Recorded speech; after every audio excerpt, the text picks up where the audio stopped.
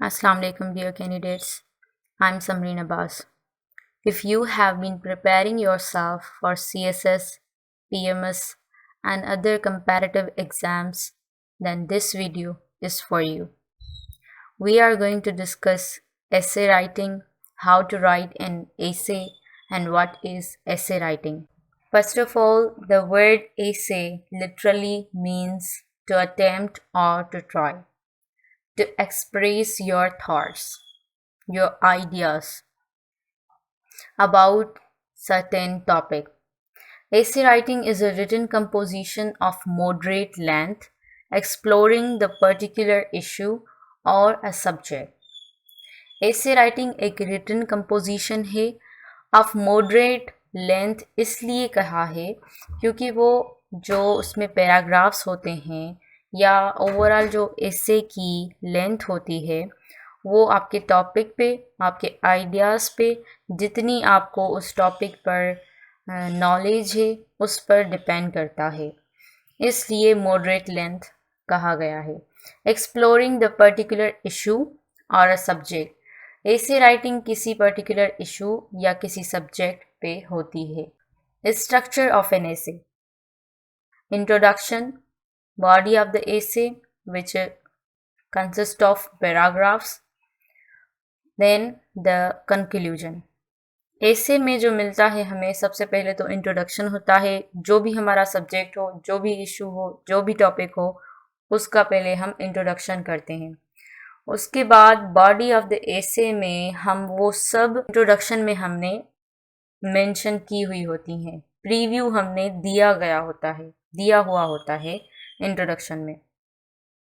Last में conclusion होता है और कंक्लूजन रीस्टेटमेंट है समझो आपके इंट्रोडक्शन की, जो पॉइंट्स जो आउटलाइन में दी गई पॉइंट्स आपने इंट्रोडक्शन में बताई, फिर बॉडी ऑफ द essay में आपने डिटेल्स दी, उनको प्रूव किया, लास्ट में हम उनको समराइज़ करते हैं जिसे हम कंक्लूजन कहते हैं स्ट्रक्चर के मुताबिक। ठीक है, अब आते हैं कि जो इंट्रोडक्शन होता है वो भी एक इंट्रोडक्टरी पैराग्राफ होता है और जो बॉडी ऑफ द essay होता है उसमें पैराग्राफ्स होते हैं। इंट्रोडक्टरी पैराग्राफ मुख्तलिफ होता है as compare to paragraphs in the body of the essay। Introductory paragraph contents attention catcher, thesis statement and preview. Attention catcher से मुराद ये है कि जो आप इंट्रोडक्टरी पैराग्राफ लिखेंगे उसमें जो आपका एक्सप्रेशन होगा वो अटेंशन कैचर होना चाहिए, आपकी तवज्जो उस तरफ जानी चाहिए। और जो मेन थिंग है इंट्रोडक्शन में वो है थीसिस स्टेटमेंट, जो आपकी स्टेटमेंट होगी जिसके बारे में आप ऐसे लिख रहे होते हैं। और थर्ड थिंग है preview. Preview mentions about the big sections which you are going to discuss in your essay. On the other hand, paragraphs in the body की बात करें तो उन paragraphs में 3 चीज़ें होती हैं। सबसे पहले तो topical sentence होता है। Topical sentence is a sentence which unlocks your topic. Topical sentence ज़रूरी नहीं कि paragraph का पहला sentence ही हो, मिड में भी आ सकता है, लेकिन यूजुअली जो होता है टॉपिकल सेंटेंस वो स्टार्टिंग में ज़्यादातर होता है। ठीक है, और सपोर्टिंग डिटेल से मुराद है जो हमने टॉपिकल सेंटेंस लिखा है पैराग्राफ के शुरू में या मिड में, जिस पैराग्राफ की हम बात करें, जिस आइडिया को हम लेकर चल रहे, जो हमारा टॉपिकल सेंटेंस है उसको सपोर्ट करने के लिए डिटेल्स देते हैं हम। वो एग्जाम्पल्स भी हो सकते हैं, वो कोई इवेंट्स भी हो सकते हैं, वो कोई शॉर्ट स्टोरी भी हो सकती है, अपने उस टॉपिकल सेंटेंस को सपोर्ट करने के लिए, उसको प्रूव करने के लिए। और लास्ट में कंक्लूडिंग सेंटेंस होता है हर पैराग्राफ में। Is it clear?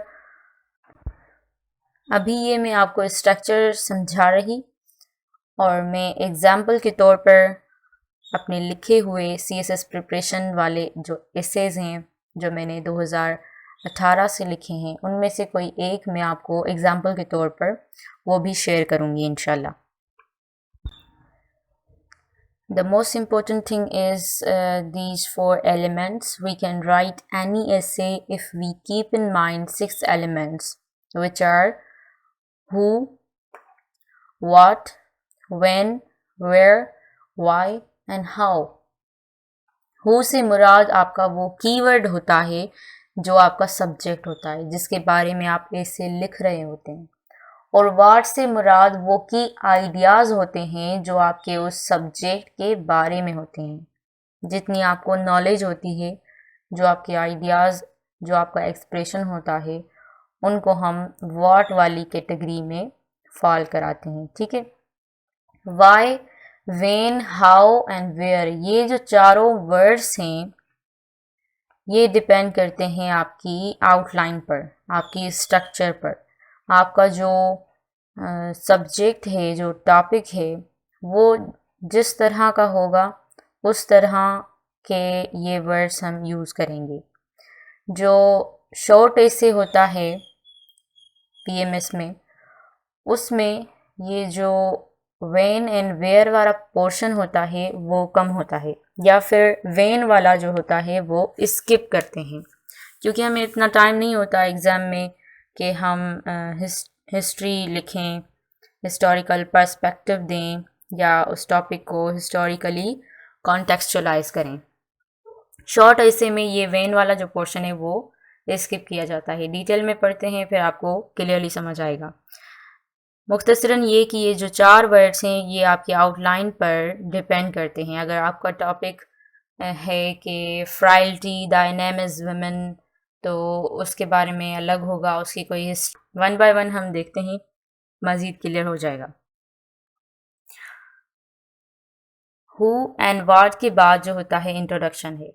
इंट्रोडक्शन में आपके वो की आइडियाज़ होते हैं, आपका थीसिस स्टेटमेंट होता है, और I have already mentioned that introduction has 3 things.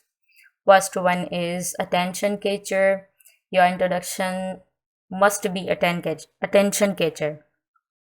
Your introduction must be attention catcher. The ideas and the order of the words must be in that way that it must catch your attention of the readers. Second one is thesis statement, which is most important. Attention catcher अगर न कम भी हो तब भी खैर है, लेकिन thesis statement लाजमी है। प्रीव्यू जो है वो आपकी वो पॉइंट होती हैं, इम्पोर्टेंट सेक्शंस जो आप अपने एसे में डिस्कस करने वाले हैं, उनका प्रीव्यू हम इंट्रोडक्शन में ही देते हैं कि ये टॉपिक्स, ये पॉइंट्स जो हैं वो हम अपने एसे में डिस्कस करने वाले हैं। वेन जो है वो हम हिस्टोरिकल पर्सपेक्टिव देते हैं वेन वाले हिस्से में। ऐसा नहीं है कि हम एसे लिखेंगे तो उसमें लिखेंगे कि ये हिस्सा वेन है, ये हिस्सा वेयर है। ये जस्ट 6 एलिमेंट्स हैं। ये 6 एलिमेंट्स हैं जो आपको इमेजिन करने हैं, लिखने नहीं हैं। वेन वाला जो हिस्सा होगा वो आपके पैराग्राफ्स होंगे। आपका वो पैराग्राफ होगा जिसमें आप हिस्टोरिकल पर्सपेक्टिव देंगे, अपने टॉपिक को हिस्टोरिकली कॉन्टेक्सचुअलाइज करेंगे। और वेयर वाला जो पोर्शन है, ऐसा एक पैराग्राफ होगा जिसमें आप किसी इशू के कंटेम्प्ररी वर्ल्ड में जो वो इशू चल रहा है उसके मुताबिक आप उस टॉपिक को डिस्कस करेंगे। और इन दोनों के दरमियान, इन दोनों पैराग्राफ्स के बीच में एक ट्रांजिशनल सेंटेंस भी लाजमी होता है। ट्रांजिशनल सेंटेंस वो होता है जिसमें आप अगर ऊपर वाले पैराग्राफ में कोई बात डिस्कस कर रहे हैं, कर चुके हैं या करके आए हैं, तो नेक्स्ट वाला जो पैराग्राफ है उसके स्टार्टिंग में एक ऐसा सेंटेंस होता है जो ऊपर वाले पैराग्राफ से इसे कनेक्ट करता है, जिसे ट्रांजिशनल सेंटेंस कहते हैं। मैं एग्जाम्पल के तौर पर जो ऐसे आपको दिखाऊंगी उसमें वो मेंशन है कि ट्रांजिशनल सेंटेंस कौन सा वाला है। सो आप वो ऐसे वाला टॉपिक वीडियोस ज़रूर देखिएगा। नेक्स्ट थिंग इज वाई वाला जो पोर्शन होता है उसमें हम काजेस और प्रॉब्लम्स देते हैं. कोई हमारा टॉपिक है, for example the Y democracy is failure in Pakistan, तो हम उसके काजेस देंगे, प्रॉब्लम्स देंगे और हिस्टोरिकली पर्सपेक्टिव्स भी देंगे. तो वाई वाला जो पोर्शन होता है उसमें हम काजेस और प्रॉब्लम्स देते हैं जिनकी वजह से जो है डेमोक्रेसी फेलियर है. और फिर ट्रांजिशनल सेंटेंस होता है वाई और हाउ के बीच में, और हाउ वाले पोर्शन में हम सॉल्यूशंस देते हैं.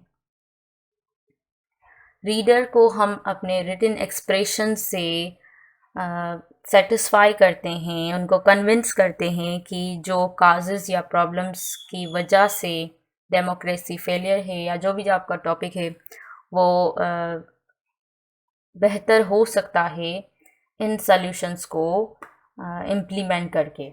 हम उनमें सॉल्यूशंस देंगे, एग्जांपल्स देंगे. लास्ट में होता है conclusion. Conclusion is the point where, after adequate discussions in the body of the essay, we have to come to the point that the problem can be solved. Conclusion is the point where you predict and portray the future. Conclusion में आपको utopia मिलेगी. Utopia is the ideal place where problems will have been solved and आप readers को convince करते हैं कि future दिखाते हैं, उनको पोर्ट्रे करते हैं कि ये प्रॉब्लम्स इस तरह से सॉल्व किए जा सकते हैं अगर ये पॉइंट्स, ये सॉल्यूशंस इम्प्लीमेंट करें. तो ब्रीफली मैं समराइज़ करूँगी कि इंट्रोडक्शन में हम इंट्रोड्यूस कराते हैं अपने टॉपिक को, और प्रीव्यू उनमें होता है, थीसिस स्टेटमेंट होता है, अटेंशन कैचर होता है.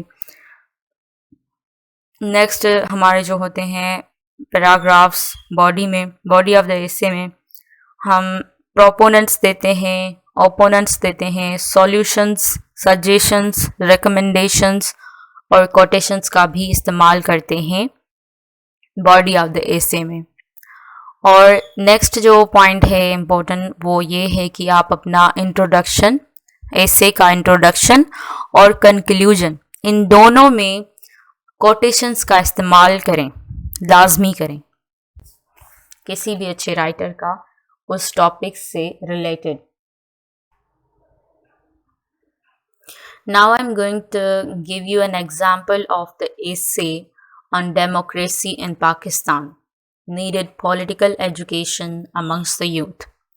अब ये वीडियो थोड़ा लॉन्ग हो जाएगा, इसलिए मैं नेक्स्ट वीडियो अपलोड करती हूँ. इनके बाद वो आप ज़रूर देखिएगा ताकि जो मैंने पॉइंट्स पढ़ाई हैं स्ट्रक्चर ऑफ द एसे की, जो CSS प्रिपरेशन के लिए डिज़ाइन किया गया है, उनके मुताबिक जो मैंने एसे लिखा है वो एग्जाम्पल के तौर पर आप देखेंगे तो आपकी ये सारी पॉइंट्स मज़ीद क्लियर हो जाएंगी.